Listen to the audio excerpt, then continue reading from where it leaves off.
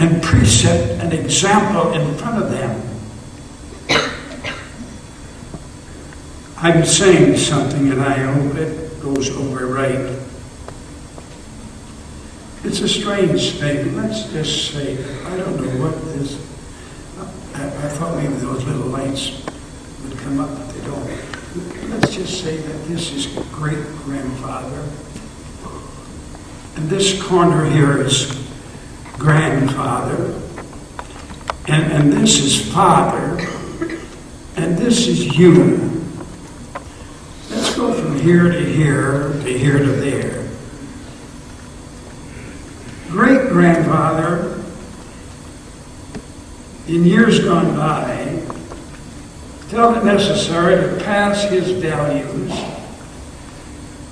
his structure and his character down to his son, my grandfather.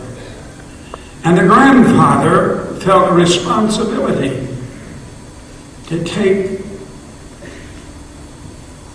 and pass these values that great-grandfather had passed on to him. And he passed them down to his son. And all of this went on for generations and generations in our country. But the stupid, low-down, rat-fink hippies came along with others, did away with the structure and say we cannot trust anybody under 30 years of age, over 30 years of age. So this dear dad tried to pass his values down to this boy, and he said, I don't want them. I reject him. And so what did he do? He separated himself from his family, and there was called a generation gap in here. And I understand I'm not a dum-dum, I have a little bit of sense.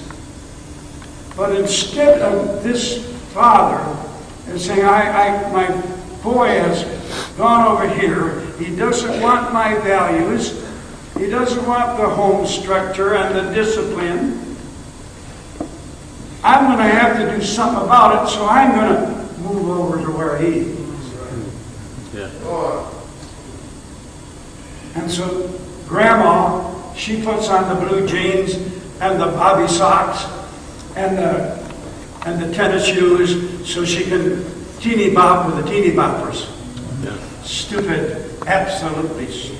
Yes, sir. There's where we are. You're right. But this wise man, he built his house.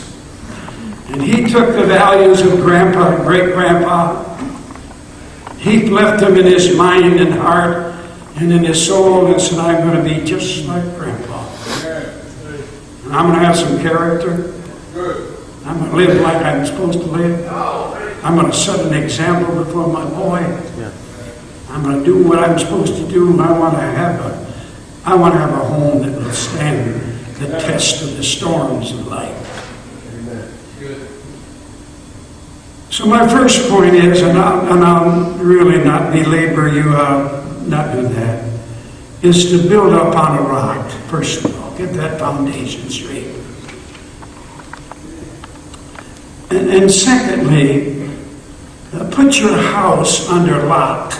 This is kind of a corny outline, but you'll catch on. Lock rhymes with rock, you understand. So put your house under lock. That is, when you put it under lock, you're barring the door. You're keeping stuff that you don't want out of your house. And I know that's sometimes a very difficult thing, and you're a man who wants to have liberty and nice relationships with everybody in your household. Boy, I love my dad. He's dead and gone. My dad would have been 113 years old last week. I love him still. I love him. I love him. Oh, I remember the day he died. I crawled right up and laid across his chest. And kissed him and kissed him and kissed him in his dead carcass. I like what I saw in my mom and dad. I like what I saw.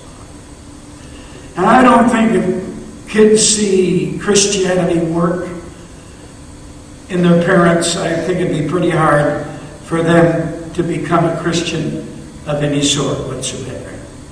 Oh, he said, I don't agree with you. Who cares? When you get my age, you don't care whether you like it or not. You just say, I know what I'm saying, though. I really... My dad was different. Thank God he was different. My dad was dedicated. I don't know where he got all of his convictions and standards. I don't know where he got them. The churches, the Baptist churches we went to, they didn't have them. But he got a hold of the right kind of stuff. I never knew what it was. I never knew what it was. We never drank beer at the house, never. Dad said, if you see me drink a bottle of beer, Don, you can have one too. I never tasted beer in my life.